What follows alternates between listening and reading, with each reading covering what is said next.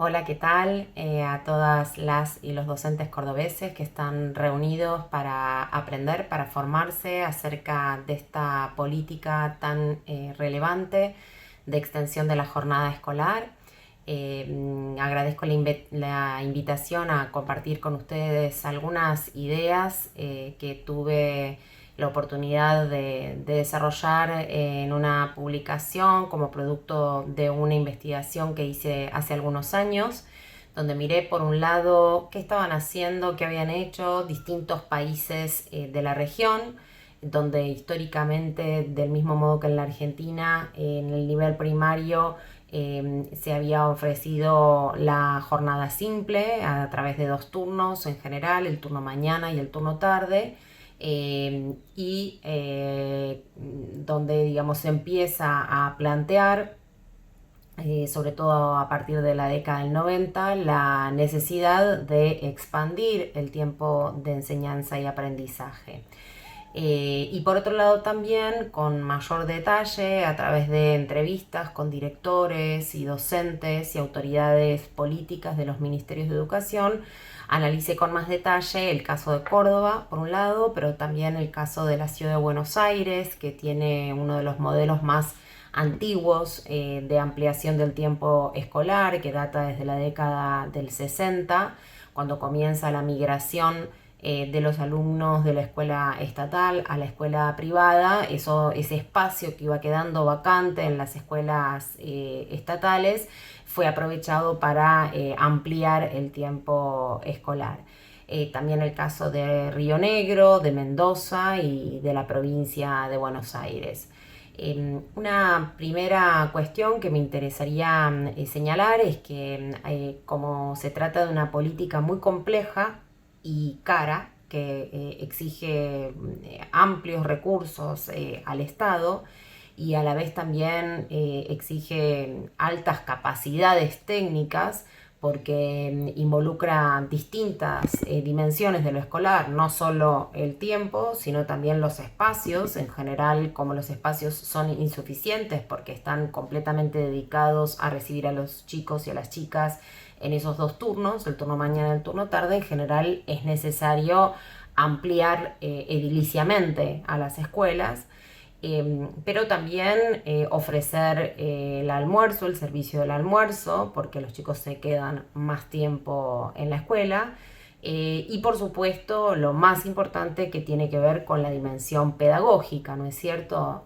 Cómo lograr que ese tiempo suplementario redunde en lo que en el libro yo llamo digamos, retomando los conceptos de Nancy Freire, la redistribución y el reconocimiento, ¿no? Redistribución en el sentido de lograr que todos los chicos y las chicas accedan a los aprendizajes prioritarios, cómo redistribuir el aprendizaje, cómo lograr que todos accedan a ese piso tan fundamental. Y por otro lado también el reconocimiento, cómo lograr que sus subjetividades, sus intereses puedan encontrar un eco en la escuela, de la misma manera que en general lo logran las clases medias, ¿no? Porque lo que no explicité es que es muy importante que en principio y ante todo la extensión de la jornada escolar, como en general es muy difícil universalizar, es decir, que todas las escuelas dupliquen su tiempo, es muy importante que esta política se concentre en los contextos más vulnerables. Para poder ofrecer a los chicos y chicas más postergados la oportunidad de acceder a los aprendizajes fundamentales, como decía recién, desarrollar los aprendizajes fundamentales, y por otro lado también tener la oportunidad de descubrir distintos tipos de áreas que en general a las que en general las clases medias acceden de manera privada, ¿no? Como las artes, los idiomas, los deportes, las nuevas tecnologías. Entonces, la extensión de la jornada escolar en el nivel primario fundamentalmente, pero en muchos casos también, en algunos casos de América Latina, como en algunos estados de Brasil, la extensión de la jornada escolar también se ha implementado en el nivel secundario. Entonces, una cuestión importante a saber es que cómo es una política tan compleja y cómo exige tantos recursos por parte del Estado, se han hecho distintas evaluaciones de impacto, es decir, distintas evaluaciones que con metodologías cuantitativas muy rigurosas han constatado que se trata de una política con un impacto positivo muy interesante y significativo, tanto en los niveles de aprendizaje como en la reducción del llamado fracaso escolar, es decir, la reducción de la repitencia y de la soledad y el abandono. Y también en otras dimensiones, como por ejemplo la inserción laboral de las madres, porque es innegable que además de ser una política llamada de calidad, la extensión de la jornada también es una política de cuidado de la infancia, ¿no es cierto? Y particularmente importante en los contextos vulnerables donde a veces, y esto lo hemos visto en particular en la pandemia, el año pasado, con la cuarentena, ya que muchos chicos de los contextos más complejos suelen estar más expuestos a la calle, al cuidado por parte de hermanos mayores, y entonces en esos contextos es especialmente importante poder ampliar el tiempo de escolarización.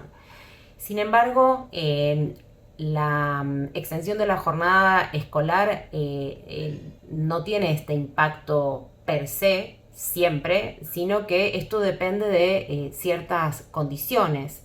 El mero hecho de sumar horas en la escuela no implica necesariamente que esas horas sean horas de calidad y sean horas atractivas e interesantes para los chicos y las chicas. Una cuestión importante es qué se enseña, qué se ofrece, qué se propone a los chicos en ese tiempo y cómo se lo hace. Entonces, una primera cuestión es que los modelos que han optado por duplicar el mismo currículum en el tiempo suplementario suelen, digamos, no tener el impacto deseado, porque ese hacer más de lo mismo, digamos, el mero hecho de duplicar el currículum suele ser bastante tedioso para los chicos y no necesariamente tiene un impacto positivo sobre la mejora de los aprendizajes y la reducción del fracaso escolar. Este modelo tiende a ser un modelo esencialmente de cuidado, digamos, de más horas en la escuela. Digamos, estos modelos han estado presentes, por ejemplo, en el modelo más antiguo de la ciudad de Buenos Aires, que después ha implementado otras alternativas de extensión de la jornada, o en el modelo de Chile. Ahora bien, más allá de cómo está diseñada la política, las escuelas tienen una responsabilidad propia para la buena implementación de la extensión de la jornada. Entonces, una primera cuestión es que la extensión de la jornada escolar debería ser una oportunidad para revisar el proyecto institucional, para promover, por ejemplo, la colaboración entre los docentes de las áreas curriculares más tradicionales, como con los docentes de artes, con los docentes de teatro, de inglés, etcétera, ¿no es cierto? Es decir, la posibilidad de pensar a la institución como un todo, porque hay casos de algunas provincias. En su momento, cuando trabajé sobre este tema, analicé los casos de la ciudad de Buenos Aires, la provincia de Buenos Aires, Río Negro, Córdoba y Mendoza.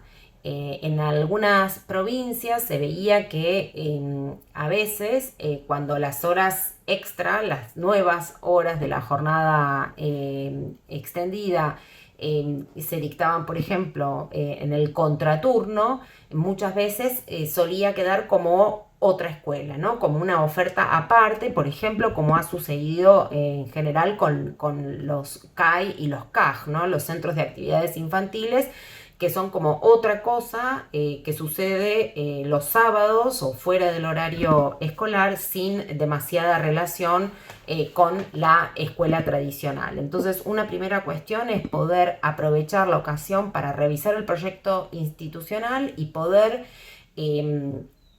trabajar en pos de la integración de la enseñanza y de los saberes, teniendo desde las distintas áreas curriculares muy presente los objetivos centrales de aprendizaje. Por ejemplo, que las distintas áreas curriculares puedan contribuir con la adquisición de los núcleos de aprendizaje prioritarios.